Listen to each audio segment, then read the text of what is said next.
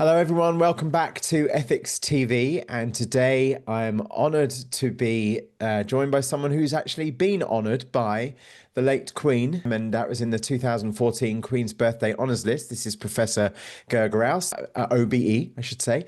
And his bio is in the description beneath and all his links. So I won't bore him by going through a massive introduction now because his fame and notoriety goes before him, especially the description of the Jean-Jacques Rousseau meets Willy Wonka, as which is probably I got the love child of Malcolm Gladwell and Lenny Kravitz, which I'm not certain whether or not has the same prestige as yours, Ger. But tell me, what is keeping you interested, busy, and active nowadays? What's the most exciting thing that's going on for you? Well, the most exciting thing, certainly work-wise, is that hasn't changed over the last 40 odd years. It's about understanding more and better how we can serve all children, particularly those who are disadvantaged, and provide them with a personalized education that allows them, in a sense, to climb their own scaffolding as high as possible. And that's never changed. I was approached by Routledge some years ago to essentially write a professional autobiography. So that came out last April, and in a sense, it's a book full of stories and examples of how we can work with children, their families, and communities in order to give them the best, rather than treat them as one size fits all.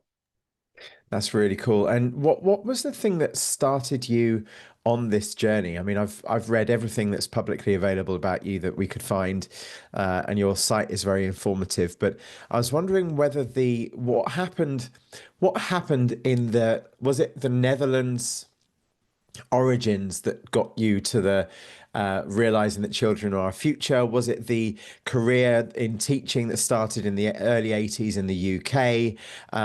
What was the genesis of this focus? Did it start with your education and then move towards being a senior inspector and the education director and so forth? What was the origin of it all? I think part of it is that I've always believed that wherever we are in life, whatever step we take, there is something that happens that we need to put in our back pocket. Whatever happens to us, we need to learn from it. Otherwise, I'm not quite sure why we're engaging in it. So from the early days in the Netherlands, from as a child with my granddad to my German teacher, who I became a German teacher because of my German teacher. And in a sense, I think that goes back to that description of Willy Wonka and Jean-Jacques Rousseau. I love it. And if I had an office door, I'd put it on my office door because it says so much more than director or principal. Because what we put on our doors is what we do rather than who we are. And I have this interest in who our children are. And as I became a teacher and then can my career progress, I increasingly, I suppose, discovered that actually we don't know our children at all beyond the grade, beyond their attainment grade, beyond their attendance percentage, whether they have been excluded or not. We don't know them at all. And it was really only when I'd set up the Children's University and then started working globally for KidZania that I started to think much more about the difference between education and schooling, and also to think much more about the difference between data and insights. And some of the research I did globally through KidZania and the Children's University gave us insights into children that you can't get from elsewhere. So my message now to governments and all sorts of people is look elsewhere for the information. Be courageous, right? The grade tells you nothing. And so that's one side of the thing that happened. And then the other thing is that I was trained as a secondary school teacher, and I discovered, this sounds really obvious with hindsight, but I discovered that all the things that happened to children and all the problems that occurred always happened earlier. Yeah. But what we did in our system, because we have 5-year governments and therefore we have 5-year cycles, we stuck on plasters that lasted for 5 years onto 14-year-olds, for example, rather than go back and say, well, who were they when they were 2 years old? Where did they grow up? Who were their role models? What were their circumstances? And so this bizarre thing that we have in most Western countries, where we invest far more into 15-year-olds than we invest into 2-year-olds. We don't build houses like that, do we? What we do with houses is immensely strong foundations so that we can build really high. What we do in the schooling of our children is we build on quicksand. And somehow I don't think that's very clever. So that kind of coming together of things, and I suppose, and I'm still learning as I'm going along now, and I enjoy that. So It's an interesting point, isn't it?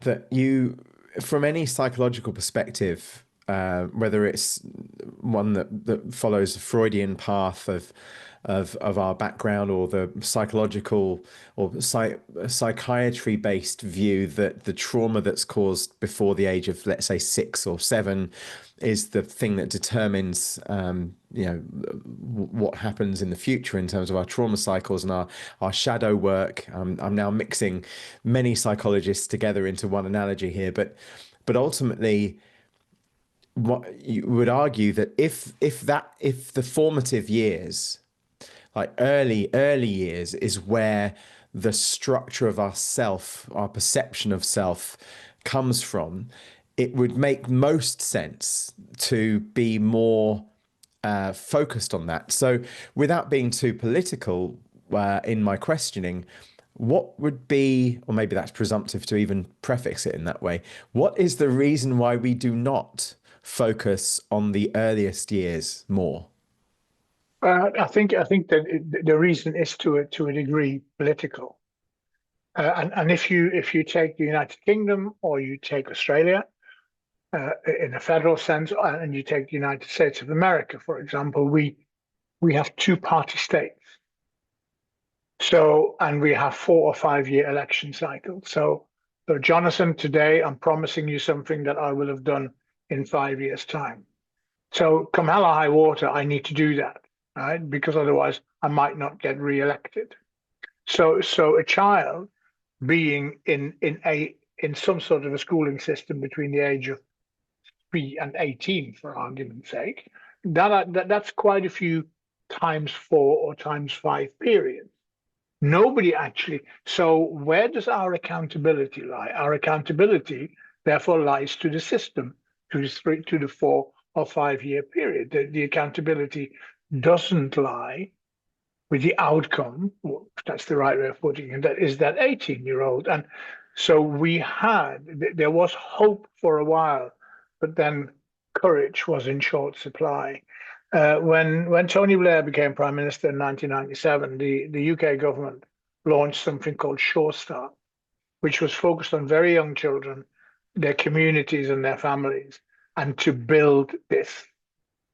And they had at the time a massive majority. They knew that the system meant that they were in for 10 to 15 years. And they should have courageously come out and gone, this is a 15-year plan. And we're going to talk to the opposition at some point and see whether we can reach a consensus. And in the end, they didn't have the bottle. And they turned 15 years into 3 times 5 years. They didn't seek the consensus. And when the Conservatives came in 2010, they axed the thing. And in a sense, what this, I mean, forgive me stereotyping here now, but they focused on the poorest of communities in the first instance, the communities that were poor, that were educationally poor, that were socioeconomically poor, that were poor in terms of role models very often. And they had understood that the 2-year-old who grows up there becomes the 18-year-old who is imprisoned. It's the same person. It's not somebody else. And they had understood that. And so lack of courage and political systems allow us not to. We are accountable to the child in the end. Somebody needs to get their head around that we're not accountable. This is not an economic decision. This is not a political thing. If we as a society decide that we want the best for our children, then we're not accountable to the government, but we're accountable to those young people. Have I done right by you, Jonathan McDonald? You are 18 years old now. And the answer should be yes. Yeah. And so we're failing, right? You're right. I struggle to see if I was to steel man. Let's take the Blair 97 government and with a potential 15-year plan or a bipartisan plan or tripartisan plan that transcends political parties and agenda to make a societal plan that supersedes what could be weaponized for voting. I'm trying to steel man.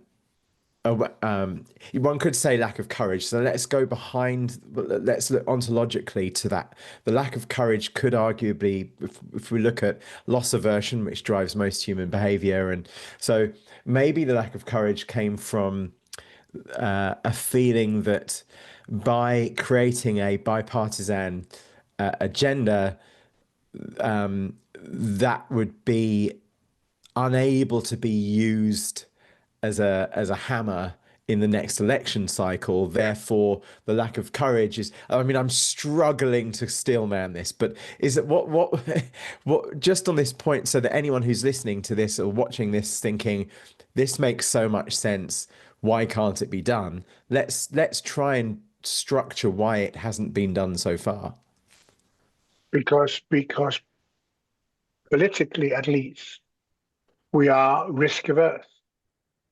Nobody, and I think, and the interesting thing is, now in the age of social media, we are totally risk averse because one comma in the wrong place and oh my word, right? I mean, let's just take technology as an example. So I am by trade a German teacher originally. So when my youngsters, all those years ago, 40 years ago, were writing letters to their friends in Germany, which took a week to write, and a week to get there, and a week to be read, and a week to be replied to, and a week to get back. And they had no email trail and a system, so you'd completely forgotten what you wrote in the first place. So whilst they were cool, they're not that cool. Nowadays, I would have my youngsters on WhatsApp groups first thing in the morning with their mates in Germany. Right? Now, so think of the possibilities, the positivity that can sit behind technology in teaching, yeah, and the good that we can do with it. Nothing gets mentioned by nobody, no Secretary of State, nobody. The only thing we hear is risk averseness. Oh my goodness, there are bad people out there. Oh my goodness, we must safeguard it. Of course, we must safeguard this, right? And my analogy is always about driving a car. We invented the car. It wasn't very safe. We put seat belts in, courtesy of Volvo and many other things, and we kind of got better at it. And it still goes wrong sometimes. And with technology, we will take a similar path. But what we must never do is blame the car for drink driving. Just like we can't blame technology for poor behavior. But we must get excited about it. And I use it in the book as an example. I'm so old, I learned to write with a dip pen in school. Almost like a cheap version of a fountain pen. And when the ballpoint pen came along, a new piece of technology, there was an outcry because we were all going to be lazy and terrible, and the world would come to an end. And this was the end of schooling as we know it. The next time I encountered that was when the calculator came along, because no child would be able to go to the corner shop again. Little did they know that they're all tapping these days and all that kind of stuff, right? So our attitudes to change lacks courage and actually lacks conviction. We have to welcome these things. The question becomes, for me, about the technology side of things. The internet has the potential to be the single biggest democratizing factor ever invented. The fact that it isn't is our biggest educational failure. The fact that equity was not addressed through this. Yeah. So what happens during COVID in the UK? You have a Secretary of State for Education, Gavin Williamson, driving around giving out laptops to children who have got no internet connection at home. It was bewilderingly stupid. And that's where we're at. So again, there is a lack of vision, there's a lack of courage, there is a risk averseness that is unhealthy, and there is no focus on the child. We do not know our youngsters. Yeah. And that's where that keeps coming back to. So all I would say to your viewers is my favorite quote from my favorite book, The Little Prince, Antoine de Saint-Exupéry. And the quote is, "All grown-ups were once children, but only few of them remember it." Try harder, right? Because actually, if you put yourself in the shoes of the youngsters, understanding what I've just said, I think is really straightforward. Yeah, But we stand in the wrong shoes. Yeah, I think it's completely straightforward. I don't think that it's I mean, one of the things that I found the most amazing about meeting people in the Home Office in the UK and various different government offices around the world is when I first arrived in my early 20s into a scenario where I happened to be speaking to someone from the Home Office and the Department of Education's, what was DFES. I thought up until the hour before I met this person that I would be meeting an expert at education and skills and culture and society. And then I immediately had my illusions shattered and have consistently been having those illusions shattered by realizing that the people who are making decisions that impact tens of millions of people are not, it's not only that they do not prioritize society in the way that I thought that they did, it's that what they are prioritizing is in no way beneficial. So it was a double whammy. It wasn't that they have incorrectly placed the importance of society and culture and young people and that it wasn't because of a misplacement of an ordering.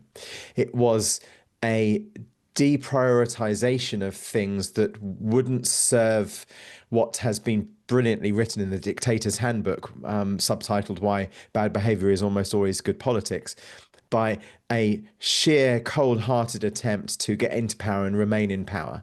And that, as the actual priority, meant that what I was there to try and convince them of, which is around music education, a long time ago in the late 80s, what I was trying to convince them of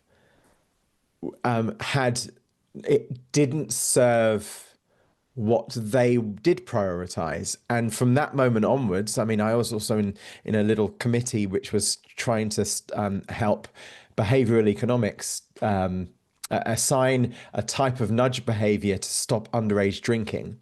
And the decision that came from our little group, and we presented what a solution could be, the decision from the government at the time was, this will lose us too much tax money. We'll lose out on tax money. Therefore, we're not going to execute this plan. And I said, I thought the plan was to stop underage drinking. And they were like, well, yeah, but you've got to look at the 12 billion pounds that's going to cost us if we do.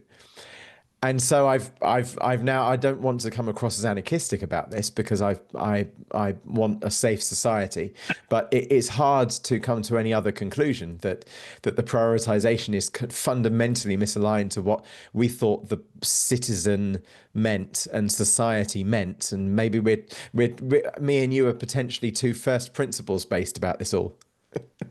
I totally agree. And I think, so the decisions that are made are economic decisions. So when I hear special educational needs review, I'm thinking somebody's trying to save some money somewhere, right? Or there are no education decisions made. Every decision is an economic decision and is based on the principle one size fits all. And it always reminds me of my dear friend, the late Ken Robinson's um, analogy around the Industrial Revolution. We sent our children to school to be taught to do a job and to serve in the economy. And that's when, fairly recently in another interview, I was asked about this. My conclusion is that the masses are schooled and the privileged are educated, and that system is perpetuated by the politicians and by how can you make a policy around the educational well-being of the poorest children in the country if you've never met one? How on earth does that work?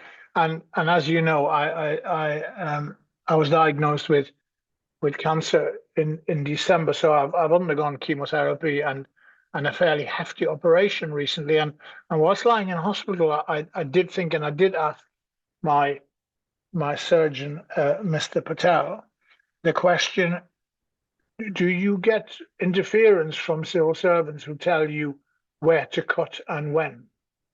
And he laughed. And I said, because that's what's happening in education. The lack of professional trust is embarrassing. It is absolutely embarrassing. And as long as that exists, and I understand that politically, incidentally, because they're scared of teachers, because teachers are very powerful, they're very influential. What they've forgotten is that they're also very professional, and they're not going to turn around and tell a child how to vote. Right? But that's the fear that lives in that cloud cuckoo land of these people who've never left London in UK terms. Right? Yeah, I agree.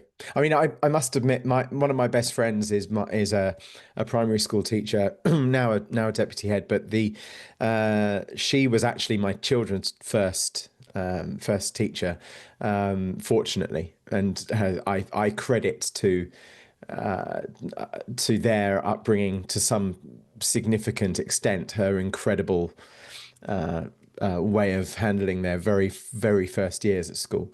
And I've been fascinated by her reportage around essentially the metric scoring system of primary school teachers, and what the structure is on the Ofsted reports and so forth. That I as a strategist, I've had to contain my cynicism for years for literally 2.5 decades of listening to these things. And is there, just so we can go into let's say a more opportunistic lens, have there been any movement toward common sense that, of course, we know isn't common, but is there any movement towards looking at this from a more rational, respectful basis at all, anywhere in the system?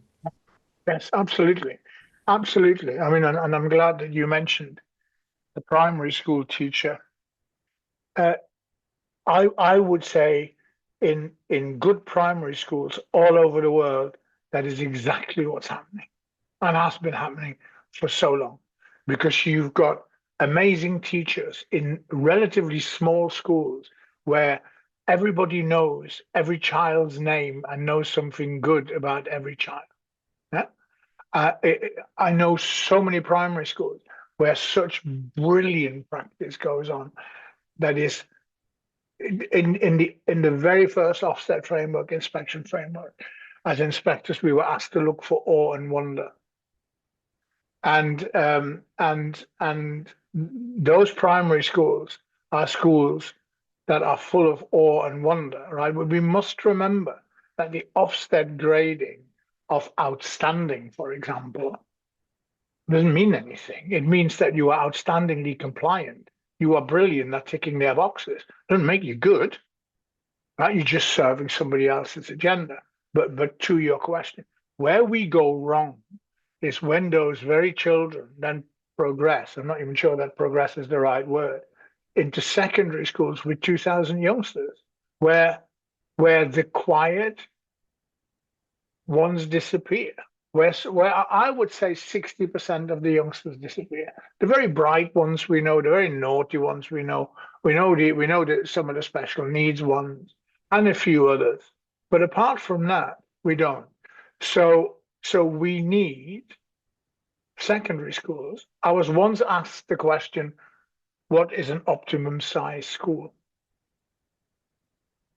And my answer was the school where every member of staff knows the name of every child and knows something good about them. I think it's probably around 700, there or thereabouts, right? And then people go, but it's unaffordable to have so many small. And the answer is really simple. That's not for you to decide. That's a societal decision. Put it to the vote.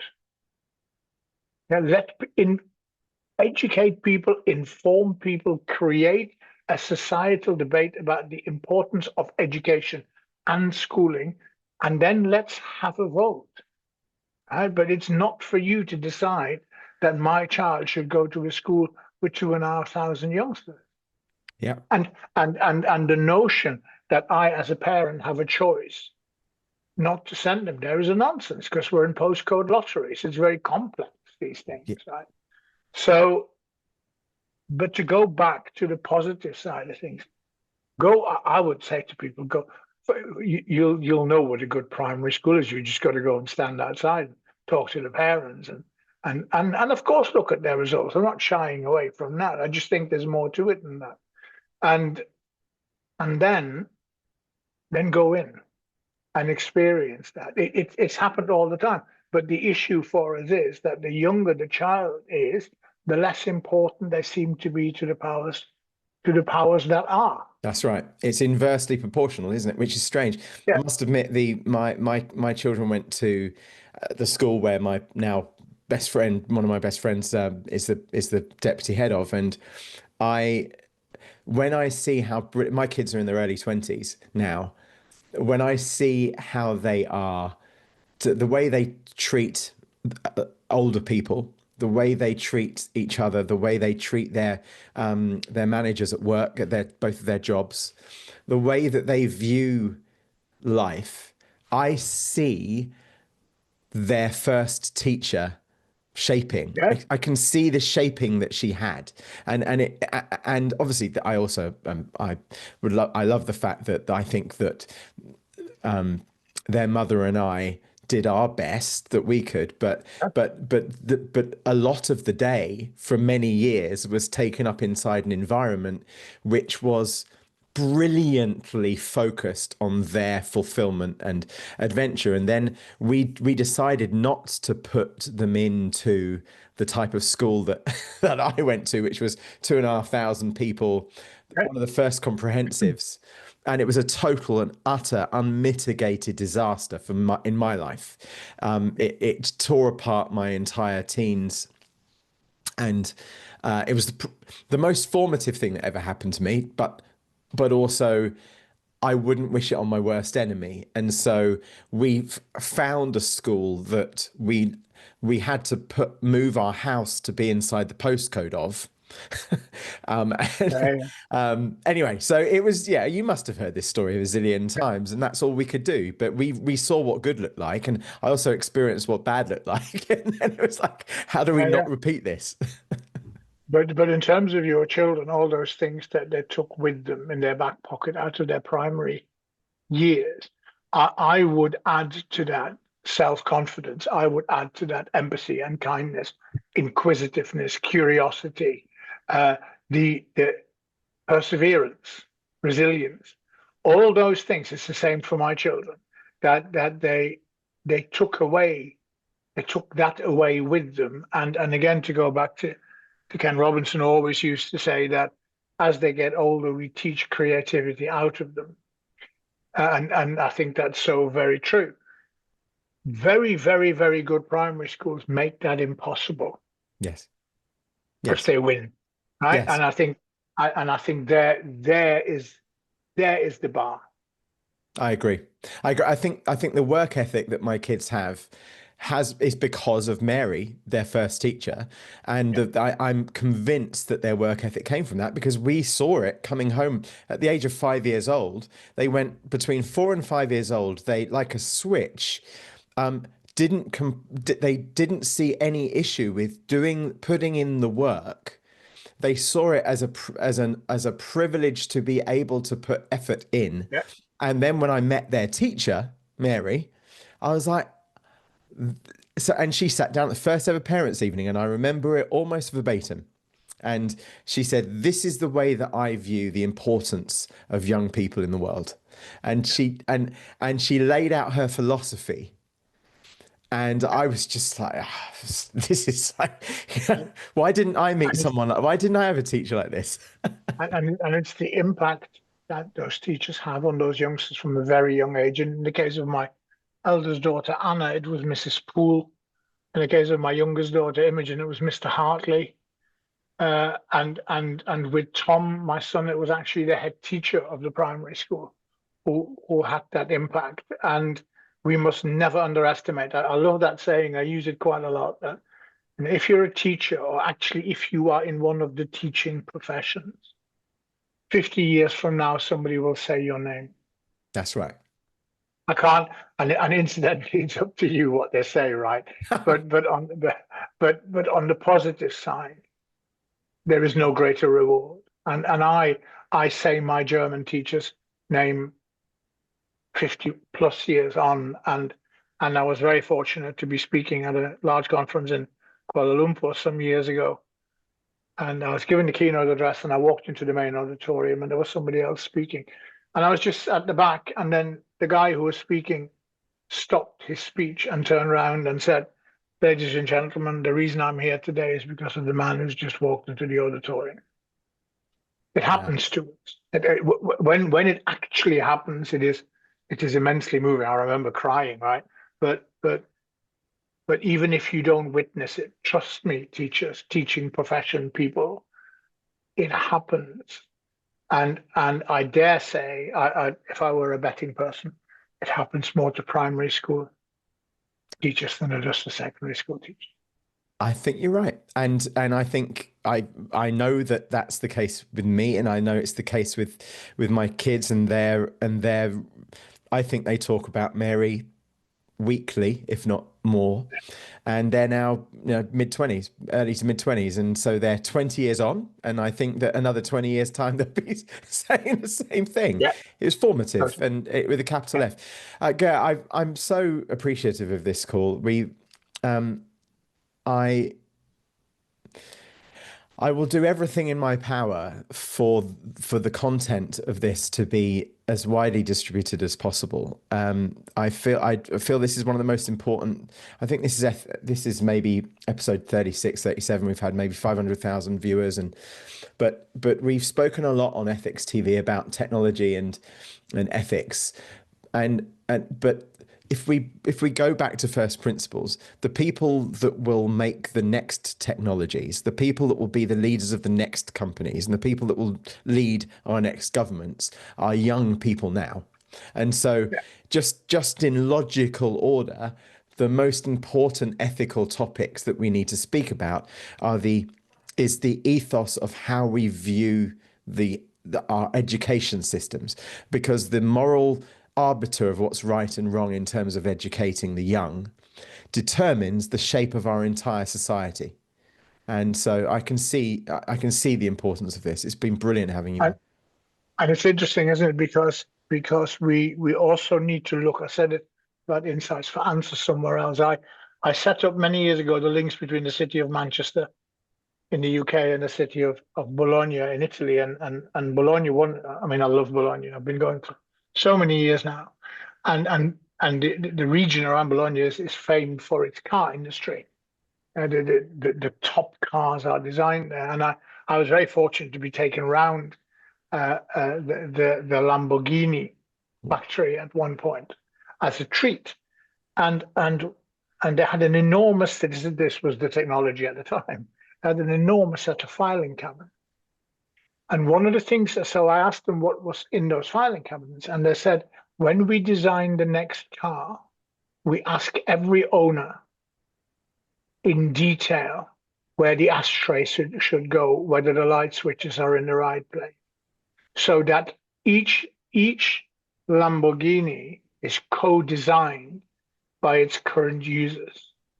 When we look at technology and the use of technology around young people, do you know who we don't involve in the next version? It is innately stupid. Yep. And we need to look at other parts of the world and other parts of our lives and go, that's really clever. If we did that in schools, we could solve this, this, and this, and make that and turn that into awe and wonder. So we need to ban tunnel vision, I think is the answer. I agree with you completely. Oh, Ger, thank you for this call. Yeah, I don't know what to say other than thank you. And this should be loudly and broadly distributed. So I'm going to do my bit. And anyone who's watching and listening to this, please do go into the description of this episode. Is linked to all of Ger's material and his website and his brilliant biography as well. And so, yeah, more power to you, sir. And thank you so much for your time. I really appreciate it. Thank you for having me.